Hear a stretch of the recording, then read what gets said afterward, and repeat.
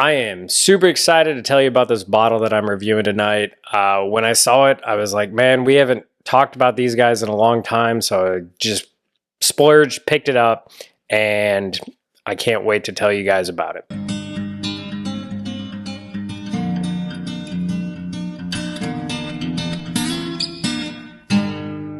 So tonight, what we are reviewing is Woodinville, and not just any Woodinville. This is the 8-year rye that just came out. So if you don't know anything about Woodinville, they're out of Woodinville, Washington. So yes, bourbon, rye, things like that can be made outside of the state of Kentucky. I mean, by now I would hope we all understand that and everything like that. Whew. Look at the color on that. Oh man, this is going to be good. So we reviewed Woodinville a while ago. They have continued to grow, everything like that. They've got 8-year-old product now. They also have a bourbon I was tempted to pick up that's 9 years. Price tag's pretty high because this is a craft distillery. So it was $130 plus shipping for the rye, same for the bourbon. So I had to make an executive, and I was just feeling rye that night. So we went with this. It is 100% rye, like I said. So this is 100 proof, bottle number 5,597. I did double check as of filming this. It is still available on there. So if you hear tasting notes that you like, or maybe I say it's good, I don't know, you go and pick one up and hopefully they ship to your state. If not, you might go get the bourbon. Who knows?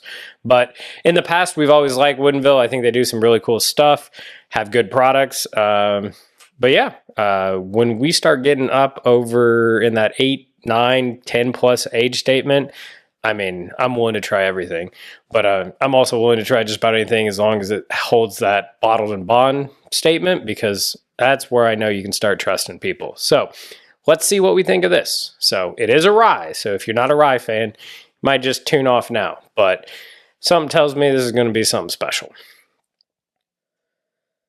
Oh man. So on the nose, it is dark.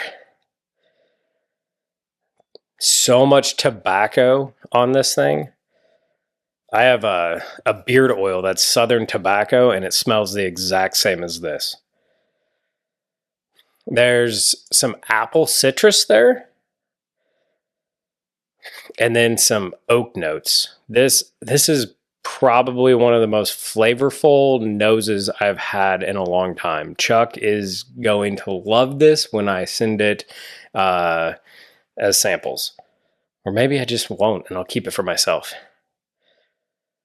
So yeah, all types of floral notes on there. No menthol, none of that like piney notes or anything like that, which is great. It is just like, I mean, it's appley, which is really cool. Appley tobacco. Wow, yeah. And just sit here and smell this all night and give you tasting notes some point in time. Yeah, it's delightful nose. And like I said, it's very pungent, very flavorful. It's one of those, you're not sticking your nose all the way in the glass trying to get those notes. It's there. Cheers.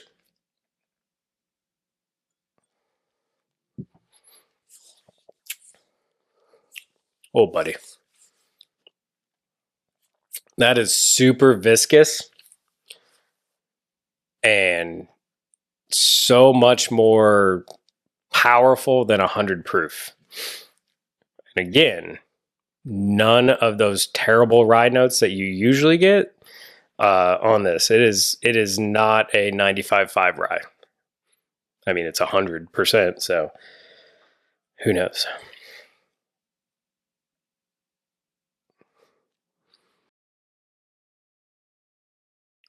Yeah. So I'm getting a lot of black licorice notes on there, but the predominant note, which is crazy, is like a apple crisp apple, and not just even the flat or the fruit of the apple. It's like the skin. I think if you haven't had an apple a day keeps the doctor away, but it's the skin, like almost texture and flavor notes of a Honeycrisp apple, which is super weird on the taste.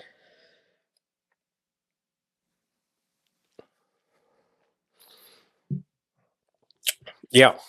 And then you get some honey notes, actually. I am getting now a little bit of pine, which is interesting. And then a whole bunch of oak and black cherry notes, a little bit of like tobacco and barrel char. It, it I've never had anything like this. It is so complex and different. This is crazy.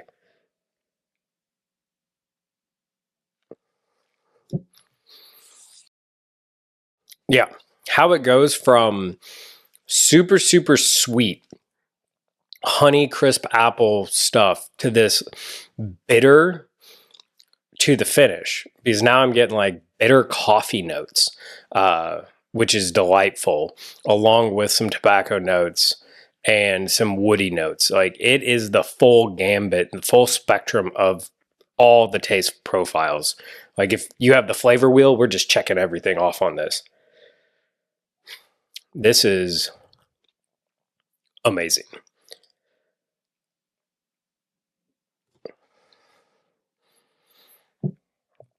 Now, I will say the bitter notes are definitely coming out more than the sweet notes. So if you're a black coffee drinker, this is going to be up your alley. If you hate bitter stuff, stay away from this.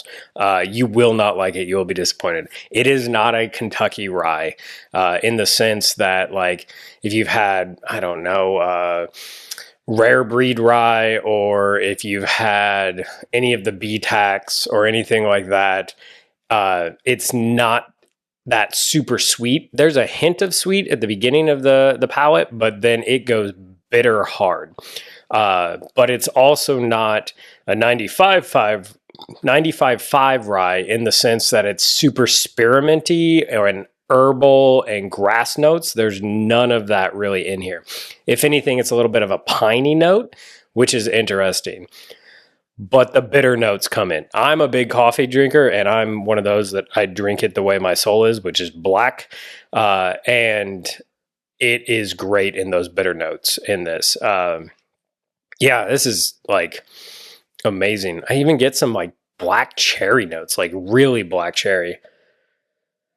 Yeah, I'm a fan of this. This is absolutely amazing. It's one of the better ryes I've had. It might be the best thing I've had from Woodinville. It really makes me want to give that 9-year bourbon a try from them and see where that's going. Or maybe I'll just wait till next year. Maybe they release a 10-year. Who knows? But always knew Woodinville was doing some amazing stuff. Glad to see that they're keeping it up and continuing to do stuff. If you haven't tried Woodinville, you should really give them a shot. They've got some normal line stuff that's right around the $50, $45, $60 range, around there. Check some of that stuff out. If you like port finish bourbon, they do have a really good port finish bourbon. That was kind of the first bottle that we got tuned into them on and everything.